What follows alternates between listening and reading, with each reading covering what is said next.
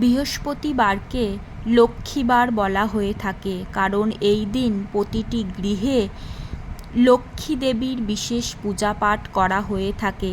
তাই বৃহস্পতিবার দিন ভুলেও এই কাজগুলি করতে নেই, কারণ এতে দেবী লক্ষ্মী অসন্তুষ্ট হয় এবং রুষ্ট হয়।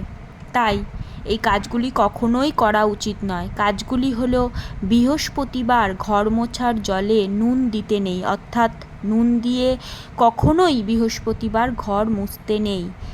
এই দিন টাকা পয়সা কাউকে ধার দিতে নেই এবং কারো কাছ থেকে ধার নিতে নেই। বৃহস্পতিবার দিন দানা শস্য জাতীয় জিনিস, বিশেষ করে চাল, কাউকে দান করতে নেই। এই দিন বাড়ির মহিলাদের নখ চুল কাটতে নেই এবং ধুতেও নেই। জয় মা লক্ষ্মী।